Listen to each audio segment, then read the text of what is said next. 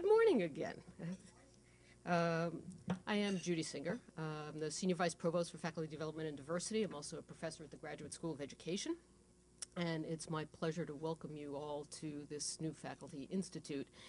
That's an opportunity to get together with new members of the Harvard community from all across the university. I'm going to make some opening remarks, and then I'm going to have people go around the room and introduce themselves to each other. And shortly after that, the Provost, Steve Hyman, will arrive to make some remarks and also do a little bit of Q&A. Then we're going to have some faculty panels. So let me just say a few words from a personal perspective and also sort of explain where this institute came to be. I was hired in 1984 as a junior faculty member at the Graduate School of Education. Several things were interesting about being hired in 1984. Probably the most relevant to you is I was told, assume you will not get tenure. It's a great way to welcome somebody to a community, to actually just say it's not going to work. And at the time, there was almost no way at the university to get to know people from around the university. It's a very decentralized environment, and people basically live in their schools. And so one of the things that I've been doing since becoming Senior Vice Provost 3 years ago is to try to create opportunities for people to meet each other and to feel part of the larger Harvard community.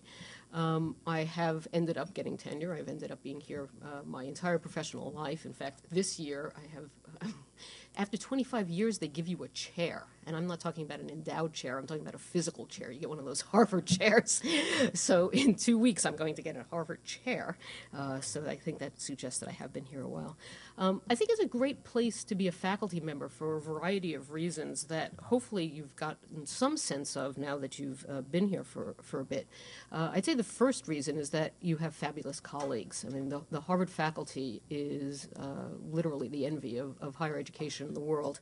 And I think having the privilege of being around very smart people in lots of different fields, some of which are very related to yours and some of which are so unrelated to yours, they're about things you didn't even know about, just makes it a very stimulating environment to be on the faculty. For those of you who have started teaching, I think you realize that you have fabulous students. The students here are unparalleled, whether we're talking about undergraduates, graduate students. And I think when you're teaching, you learn as much from your students as you teach for them. Another thing about being here is that Harvard really opens doors. The kinds of opportunities that you get by being here it's hard to imagine just the unfair advantage we all have by being part of the Harvard community. My mother went to the eye doctor yesterday, and she needs cataract surgery, and she's talking to the eye doctor, and he says, well, I can't do the surgery for 3 months, and I see you had the other surgery in Boston. Why do you have it done in Boston?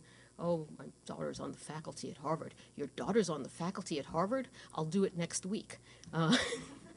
And I said, you've got to be kidding. But, outside of 02138, the Harvard name goes pretty well.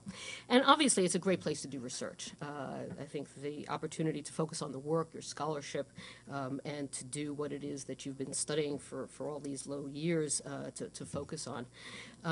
But even though I've been a faculty member here for all these years, I think there are two things about the university that are worth mentioning. And one of the reasons we come together in this room is to realize that we can mitigate some of them. One is the size of the university. The university is huge. I think you've all gotten to have some sense of your own individual school. But not counting the hospitals, and there are 18 affiliated hospitals, there are 1,500 ladder faculty at the university. And about 2/3 of them are tenured faculty, about 1/3 of them are assistant associate professors. And there's a way in which the size makes it very hard to break down the barriers to actually meet each other and encounter each other in a smaller environment. So I think one of the reasons that we do this new Faculty Institute is to bring people together from across the university to actually meet each other. Second thing that you're going to learn about the university, if you haven't learned it already, is that it is historically very decentralized. You may have heard the phrase, every tub on its own bottom, the sense that every school is separate from every other school. And a new professor could go years without meeting somebody from across the university. And my feeling is, having been here for a long time, that there have historically been too few opportunities to cross those boundaries. And one of the things we're trying to do in the Provost's office is try to break down those barriers and to have people come together. And that's one of the things that we're going to be doing today. Is you're going to see faculty from across the university. In fact, we have every school at the university represented here. And you'll get to meet people, and you'll get to meet new people. And one of the things we've discovered is, not surprisingly, new people want to meet new people. So there's a way in which this also gives you an opportunity. I have, Steve, how much time do you have? You're fine till 9. You want to hear who all these people are? Is that? I'm looking at the list. Okay. So I'm going to have you go around the room and introduce yourselves, but I think because Steve Hyman, our provost, is actually here, I'm going to turn it over to him to make some welcoming remarks and also do some Q&A, and then we can have people introduce themselves as well. Come on up. Thanks. This is Steve Hyman, the provost of Harvard, and a professor of neurobiology at Harvard Medical School. So. Good morning. I hope this proves to be a really useful day. Judy, let me thank you and your staff for putting this together. I think this is really important.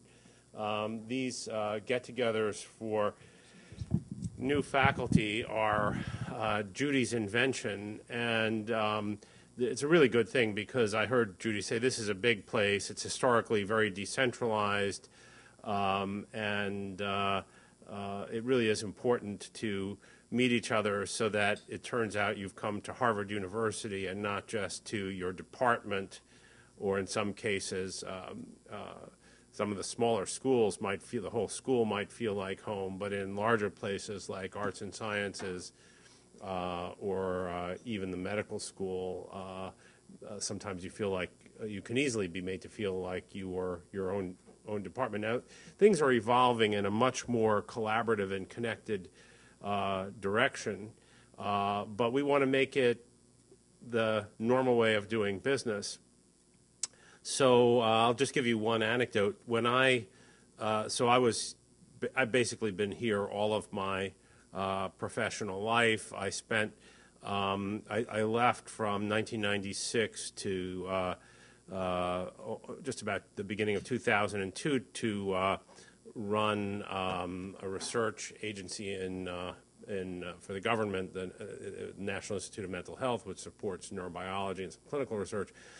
And then Larry Summers, and yes, he's back, recruited me to come back here as provost, and he basically said, I bet when you were at Harvard Medical School you would have trouble finding Massachusetts Hall. And I said, Larry, I had never heard of it.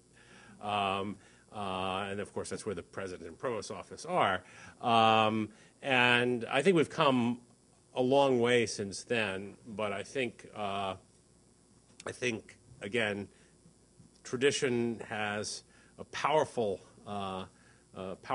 influence, and the size and separateness of a lot of schools, centers, departments could lead you to a wonderful career, but not as rich and connected as it might be.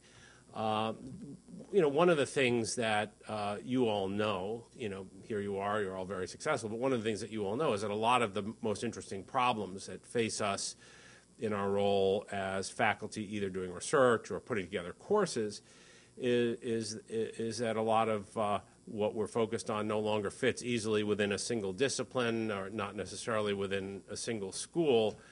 And increasingly, it's very important just at the individual faculty level to collaborate.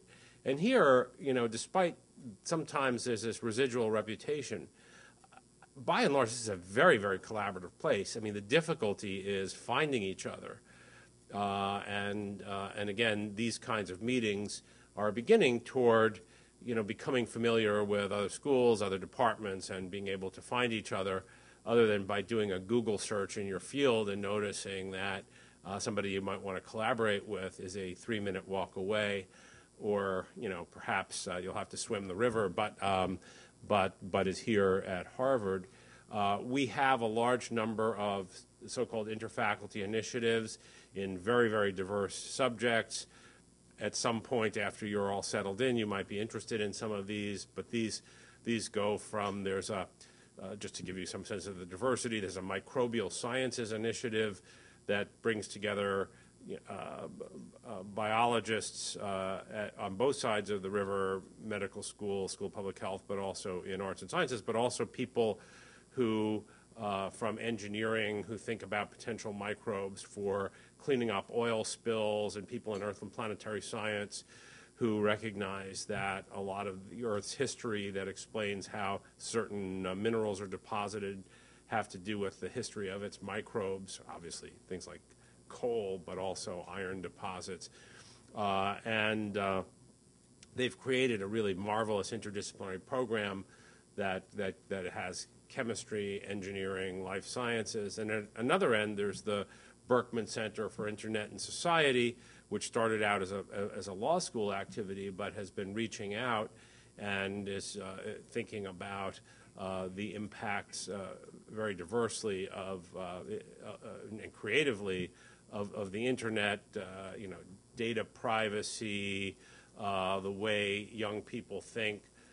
John Palfrey, who's now the law school, is professor of law, is also the law school librarian, had been the executive director, and I believe he coined the term digital natives for the young people that we all are now teaching in our classrooms. I won't detail these, but it's worth just keeping your eye open as another vehicle for collaboration. And I know that the Office of the Senior Vice Provost puts on all kinds of connecting events, bringing people into museums and theater. And, it sounds silly, we're all adults, but, faculty, even worse than students, sometimes could be here for 20 years and have never set foot in one of the amazing museums that we have. And you might as well, because our forebears, pillaged the earth so that we could have all of these amazing things and these amazing objects. Maybe the students, on a really rainy day, if their parents are visiting, would, go into the Peabody or something.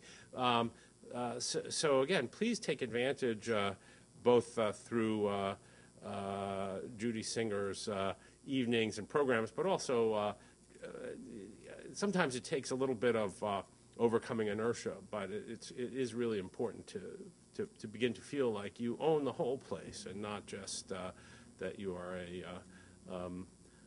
just lost in some isolated department.